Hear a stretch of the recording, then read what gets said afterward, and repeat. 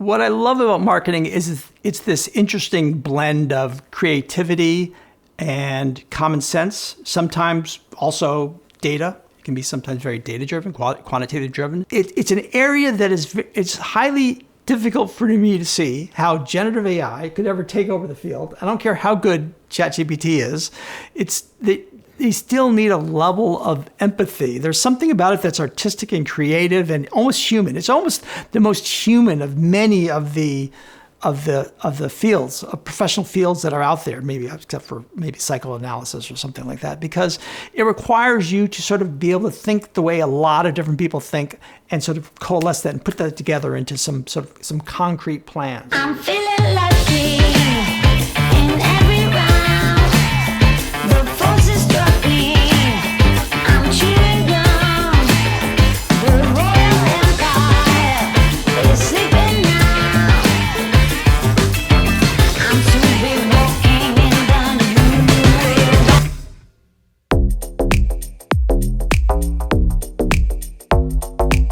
I think marketing to me is something where I'm never bored. There's always something interesting, a new challenge that comes along, and it's that blend of creativity and facts and data. It's almost like this large puzzle you solve, and it requires some degree of empathy for you to sort of be able to put yourself in the minds of the people that are going to receive this message and see how they may respond to it. And that differs with every single time you're doing a new marketing campaign or trying to explain something or launch a new product. The basic underlying concept of marketing is gain awareness, get people aware of something you want to tell them, and then in what is often a very crowded room with a lot of other people trying to talk with them with their marketing message, you have gotten their attention and now you're going to deliver to them a short, succinct message that will have some emotional appeal, that will somehow inspire you to remember it and then ultimately take some action based on that. So that is a never-ending cycle that we have to go through on every single bit of marketing we're doing. So it's always fun because it's always different. There's always new ways to address that, regardless of and this takes into account whatever the latest tools are out there. So the same principles about getting attention, communicating a message for a TV advertisement applies just as much when you're talking about doing a post on Reddit. You're talking to some community forum and dealing with some issue that has popped up with the game community. That notion of constantly trying to grab you in a crowd and get your attention and then whisper something in your ear, and hopefully you will, as you move along, you'll remember it and take some action based on it is the hallmark of every single step we're doing inside of marketing.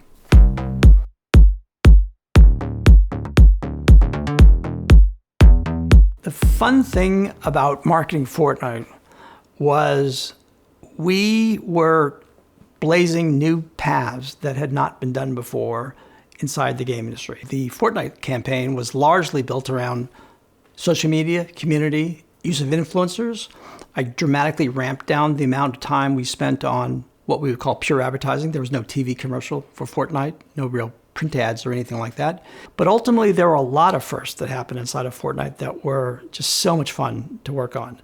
We were the first to do cross-play, cross-platform, meaning that if you were playing on PlayStation and your friend were playing on Xbox, you could actually get together and play together. And that had never been done before online. So Epic was the first to push that through. We were the first to start doing these big concerts when we started with probably the most famous one is the Travis Scott concert we did inside of Fortnite, where now we're actually having an immersive concert inside of a game.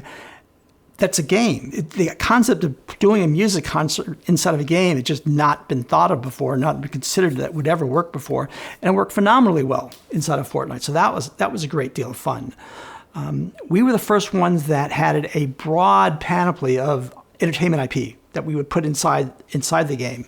We didn't start that until the second year of Fortnite, but we slowly got into it, beginning with some Star Wars IP that we put inside. And then we grew that. We started to put in other forms of IP like Stranger Things. John Wick was in there. We started to put in some Batman inside there. And the idea that all these various entertainment IPs, that most people think of them as singular, separate different IPs could live within Fortnite. So if you walked around with your Batman costume, you might run into somebody who was wielding a lightsaber that was dressed as a Jedi. And in the world of Fortnite, all that was fine. There was no boundaries on who could talk to who and how you could represent yourself however you wanted inside of Fortnite.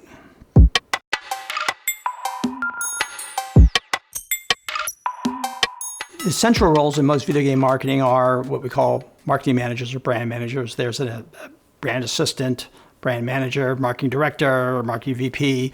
And this central column of people are working with a lot of auxiliary components of marketing to put together the entire campaign, the entire message that's going out. So they'll be working with people like in the public relations department that deal with the press.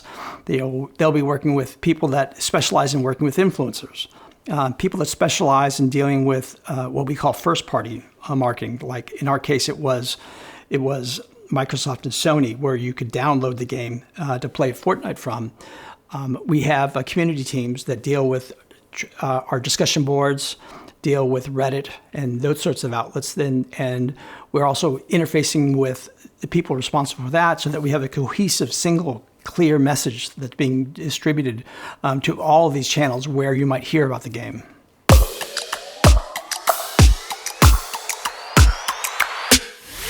When I'm hiring people in the marketing department, I'm looking for people that are intellectually curious. They need to want to know about a lot of new activities, not just on the product side. On the marketing side, we're constantly confronted with new forms of marketing. 10 years ago, if you described something like TikTok to me, I wouldn't have no clue what you're talking about.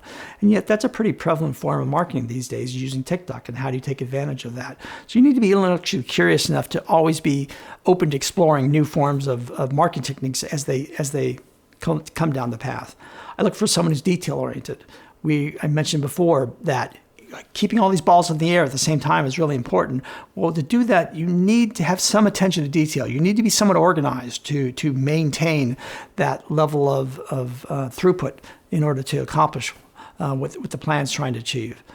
I look for people that are team players. If people are just on heroic binges, they're not going to work out very well in marketing, because you really need to be able to get along with a broad swath of people and hopefully inspire them and add to them. I'm not looking for people that are also just going to sit back and just listen to what everybody else says and just follow that. They need to be leaders in a sense, but not leaders that are dictatorial leaders. They need to be leaders that are consensual leaders that can actually gain the support of a group of people to move forward.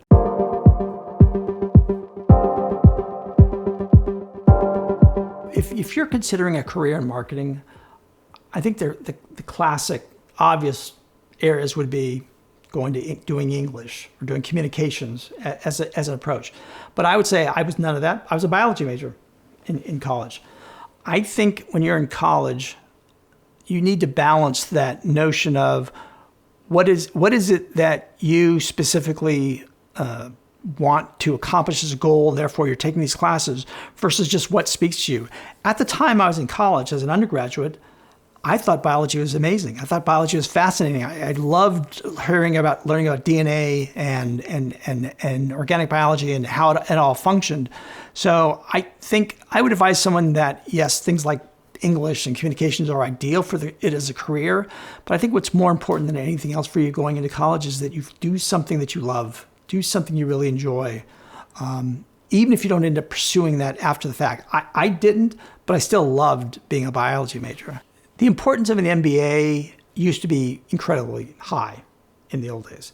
These days, I'm not certain how important it really is, and I may be a little removed from being able to say that in the modern marketplace how much you would need an MBA. I think that I'm seeing fewer and fewer MBAs being required to go into the marketing jobs that I'm looking at as being interesting. I'm seeing like people that are working in influencer marketing or social media marketing. People are off going to places like TikTok, or going off to or in the old days we go out to Facebook, and even farther back than that would go off into newspaper and print and magazines. I think that the world has changed, so it is still helpful and useful, but I don't think it's a requirement. I think there are a lot of very successful people I see inside of marketing that don't have MBAs. And those people have learned what they've learned through experience and just doing lots of projects, versus some others who have gone through business school and have learned it from an academic side and are applying it that way. But I think ultimately it will all even out. And there's no one right or wrong answer to this. And you should do whatever makes you feel the most comfortable, whatever that really speaks to you. And don't let it be driven by what you perceive as the necessary or the solitary path that must be achieved to accomplish your goals.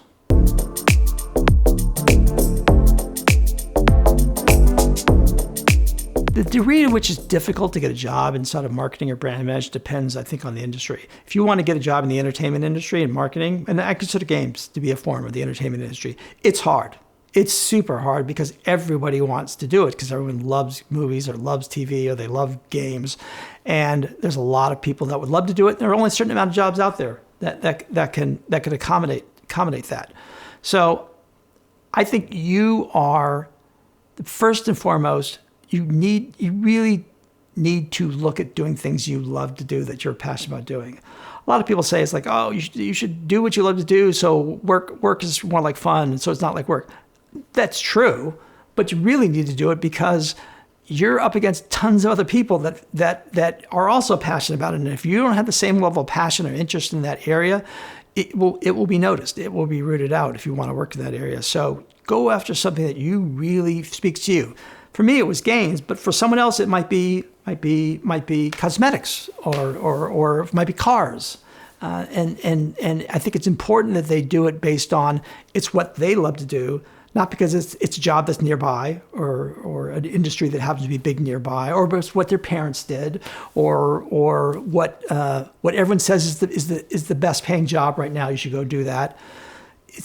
Ultimately, you really need to do what you really love to do if you really want to be successful at it. I think the best odds I think you can have to improve your odds for succeeding in those companies is when you go and you get the chance to either chat with them, either through an interview or you're running into them on some forum or at some convention, to be able to convey that passion in a way that's more than just passion. What have you done? Have you actually done anything because of that passion that other people might not have done that might represent it? Like, have you ever put together a little video, or have you ever tried doing your own podcast to talk about things? Have you ever tried anything that sort of speaks to not just your level of passion for the industry, but your level of passion for that particular profession and what that profession tends to do? Let's say that from the get-go, as soon as you got into college, you knew you wanted to get inside of games. You wanted to do games marketing. That's what you decided you'd do. By the way, I'm not a fan of people that people have to decide early on what they need to be. I think college is really a place for exploration, for you to figure out what you want to be. And like I said before, I started as a biology major and was perfectly fine, happy to be a biology major. But if you knew what you wanted to do, you have 4 years to not just select courses that fit what you're trying to, the sort of career you want to, in fact, you think of for yourself, but you've also had 4 years to be able to participate in clubs that relate to that. You have 4 years of doing activities on your own that you could have gone on our bulletin boards and found, say, indie teams or indie games that might need some help doing some marketing, or you might want to be a Discord moderator on a channel that speaks to some games that you're interested in, you're familiar with, or you might want to just go do some podcasts, like I said, or do some influencer videos around that category. All of these things will help you to learn more about various facets of doing marketing within the modern game industry, but also game companies will find interesting. They're looking for actual evidence that particularly in games, because what we don't want are people that just like games. They just want to get in the game industry. You can't just like games. We want to see evidence that you are actually have something you want to contribute to games and how you would contribute to that. And the degree you can manifest that by things you have done in the past will make us take you seriously.